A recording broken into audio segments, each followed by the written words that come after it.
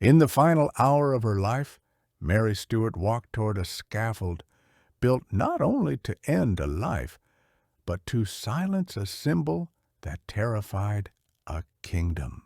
In this documentary, we will step into the final 60 minutes of Mary Stuart, Queen of Scots, exploring the political terror she inspired, the rituals of her execution, and the atmosphere inside Fotheringhay Castle as England prepared to destroy a woman many believed was destined to rule.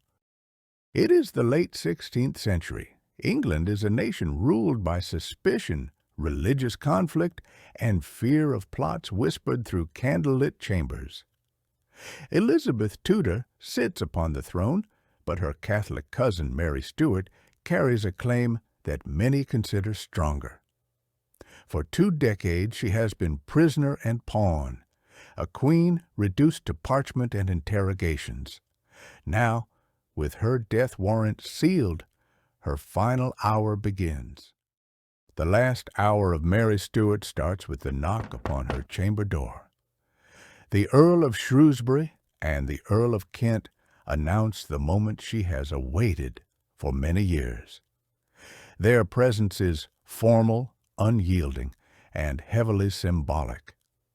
Mary rises slowly from prayer. She has dressed deliberately, a gown of black for mourning, and beneath it, hidden layers of scarlet, the color of martyrdom in the Catholic world. The ritual of every movement reveals her resolve. She hands her rosary to a lady in waiting, knowing it will be confiscated. She speaks calmly, almost tenderly, announcing that she is ready. The guards watch in silence. To them, she is not merely a condemned prisoner, but a political earthquake. Her death is meant to secure England, to protect the Protestant crown, and to extinguish the hope of Catholic rebellion. She steps into the corridor, lit only by scattered torches, as the procession begins. The path Mary travels is short, but weighted with decades of political struggle. The stone floors of Fotheringhay echo beneath her shoes as she descends the narrow stairs. Witnesses describe her walk as steady, almost regal, as though she were entering a coronation rather than her death.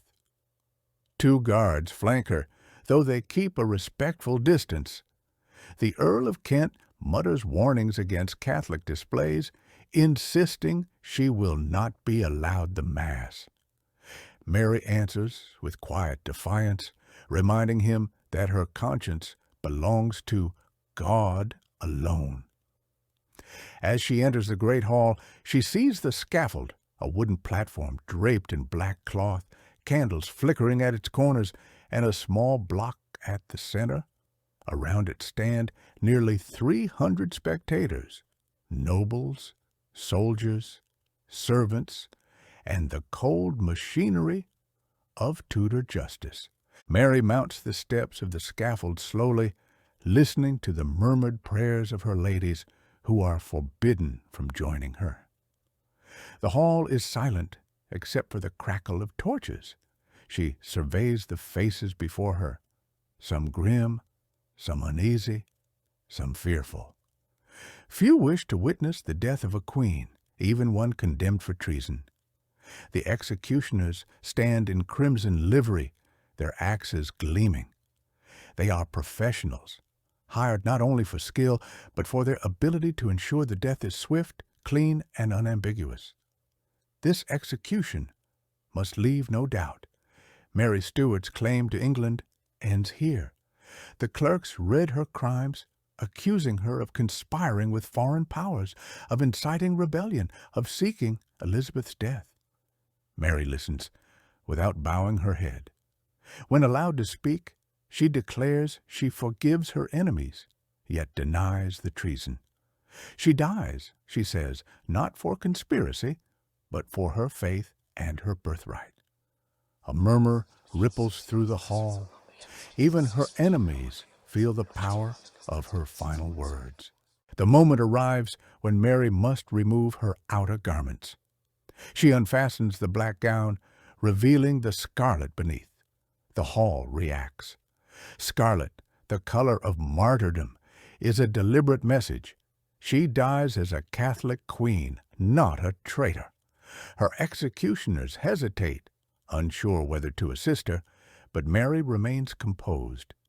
She instructs her ladies to stand firm and not cry out, for she wishes her death to reflect dignity, not despair.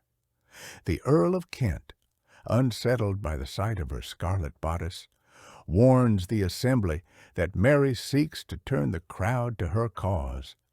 But the color speaks louder than any sermon. In that hall before the assembled witnesses, Mary Stuart becomes a symbol. Her hair is bound tightly with a cloth to prevent it falling forward when she kneels. She removes her crucifix, kissing it once before handing it away. Mary kneels beside the block, whispering prayers in Latin. The Earl of Kent interrupts again, demanding she pray in English, but she refuses, continuing her ancient litany. Her voice carries through the hall, steady, unwavering, echoing against the stone as if each word were a challenge to the crown that condemns her. The executioners wait. Placing their hands upon the axe, the crowd shifts, the weight of the moment settling like cold fog. Some avert their eyes, others stare, knowing they will recount this hour for the rest of their lives. Mary finishes her prayer and places her chin upon the block. She stretches out her arms in the shape of a cross.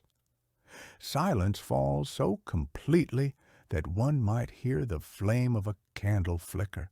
The executioner raises his axe, gripping the handle with both hands.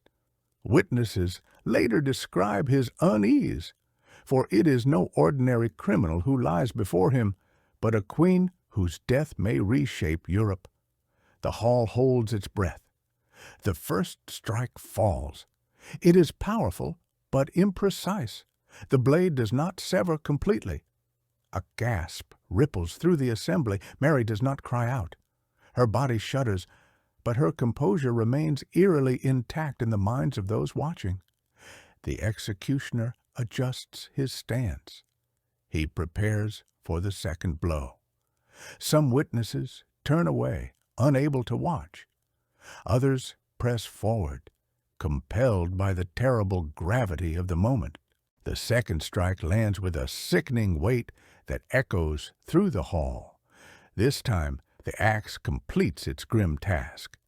The executioner lifts the severed head, presenting it to the assembly as dictated by the ritual of treason. "God save the Queen," he announces, meaning Elizabeth. But the spectacle does not end as expected. When he raises Mary's head by the hair slips away. It was a wig. Her true hair, thinned and grayed by years of imprisonment, remains on her shoulders. The head falls to the scaffold with a dull thud. The crowd recoils. Even the executioner steps back, startled. For many, it is as if death itself refuses to obey the script set by the English crown. For a long moment, no one moves. Mary's ladies cry out, breaking the silence with grief that had been contained until this awful instant. Soldiers attempt to restrain them, but their wails echo through the hall like a lament for a fallen world. Mary's body is stripped of the scarlet clothing as the authorities fear any relic might become sacred to Catholics. Even in death, her image must be controlled, her symbolism contained. Her rosaries, crucifix, and garments are confiscated, to be burned or hidden away. The executioners begin the grim duty of preparing her remains. The block is wiped. The straw beneath the scaffold is gathered and burned to prevent anyone from taking fragments as holy tokens. Outside the hall, messengers mount their horses. The death must be reported swiftly, for the stability of England depends on the speed of information. Elizabeth Tudor's court waits anxiously. Some expect celebration, others fear retaliation from Catholic France and Spain. The irony is that Elizabeth herself will claim she never intended the execution to occur so swiftly. She will blame her ministers, insisting they misunderstood her wishes. Yet the warrant bears her seal, and history will never fully absolve her. As the news spreads, Europe reacts with outrage or relief, depending on allegiance. For Catholic nations, Mary becomes a martyr, a queen slain by heretic England. For Protestants, her death removes a dangerous threat, a spark that could ignite rebellion. After the execution, the great hall empties slowly. The scent of wax, sweat, and blood lingers. Soldiers carry Mary's body away to be embalmed. Her heart and organs, considered too politically sensitive to bury within English soil, are interred secretly. Within the castle grounds, the scaffold is dismantled before nightfall. The English government wishes no lingering shrine, no fragment of wood or cloth that could become a relic. Even the nails are counted, documented, and disposed of with care. Witnesses retreat to their chambers, shaken. Some write letters to describe what they saw. Others remain silent, troubled by the image of a queen dying with such dignity and resolve. Mary's embalmed body is placed in a lead coffin, but she will not receive a royal burial in England. Instead, she remains in the castle for many months, as officials debate what should be done with the remains of a woman whose very existence caused political storms. Eventually, her body is carried to Peterborough Cathedral, where she is interred without grandeur. No elaborate ceremony accompanies her. No choir sings. Her few remaining attendants stand in mourning as the coffin is lowered into the earth. Years later, long after Elizabeth's death, Mary's son James will order her reburied with full honors in Westminster Abbey. The mother England feared is then placed among England's kings and queens, a final vindication, though achieved long after her life was taken.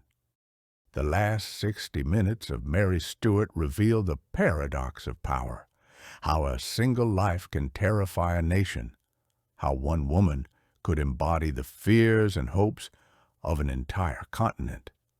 Her execution was meant to bring peace, yet it deepened the myth surrounding her, transforming a political prisoner into a legend. In her final hour, Mary walked with the poise of a queen and the calm of a martyr. Her death did not silence her story. It amplified it. Even now, centuries later, the echoes of that last hour continue to resonate within the stones of Fotheringhay and the pages of history.